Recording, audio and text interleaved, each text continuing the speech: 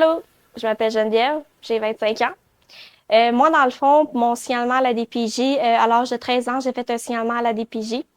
C'est moi-même qui me signalais à la DPJ.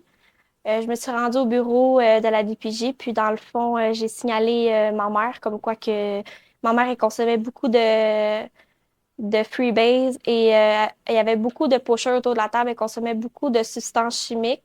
Donc, il a fallu que je me signale à la DPJ. Suite à ça, moi, j'ai eu un placement en urgence. Donc, on m'a déplacé la journée même. Donc, toutes mes choses ont été transférées à la nouvelle famille d'accueil à Chambly. Ça l'a super bien été. C'est sûr que quand que tu quittes la première journée en urgence, je sais que pour le cœur d'une mère, ça peut être difficile aussi parce que c'est pas facile de voir ton enfant partir dans un nouveau milieu. Mais pour moi, c'était vraiment, fallait que je me sorte de là et c'était vraiment une question de survie. Donc, je me suis moi-même signalée à la DPJ, puis j'ai resté en famille d'accueil de 13 ans jusqu'à 17 ans. Après ça, à l'âge de 17 ans, je suis allée avec le CRD Tête de Montréal. Il était déjà impliqué dans ma vie. Je suis allée dans une famille d'accueil, un RTF, qui est une ressource de type familial. Puis, dans le fond, eux autres, ils m'ont vraiment aidé à développer mon autonomie, comment faire la cuisine, comment faire le lavage, comment avoir une bonne hygiène corporelle. Puis, grâce à eux autres, aujourd'hui, ben, aussi, suite à ça, j'ai eu un projet de vie d'aller en appartement supervisé. Ça l'a super bien été. Puis maintenant, je suis en appartement normal aujourd'hui, mais en ayant toujours les services du CRDI. Dans le fond, j'allais bientôt avoir 18 ans aussi, à l'âge de 17 ans, vu que j'allais bientôt avoir 18 ans. Donc, il fallait qu'on me... C'était quoi mon projet de vie? Donc là, je suis allée dans une ressource de type familial. C'est là qu'on a développé plus mon autonomie. Ils m'ont montré comment avoir une vie d'adulte. Puis, dans le fond, c'est ça, je suis restée là aussi un bon 6 ans. Puis après ça, je suis allée dans un appartement supervisé avec le CRDI. J'étais allée en appartement supervisé, je pense qu'en 2021, même 2020 à peu près. Puis, je suis restée là 3-4 ans. Puis là, maintenant, je suis rendue dans un appartement normal. Moi, qu'on m'a préparé à mon placement de DPJ, la journée même, ils ont fait venir ma mère au bureau. Puis, ils ont dit, écoutez, madame, on va placer votre fille parce que pour l'instant, vous êtes dans des conditions qui sont pas en tout cas, qui respecte pas la norme de la routine de madame. Donc, on va devoir la placer en famille d'accueil.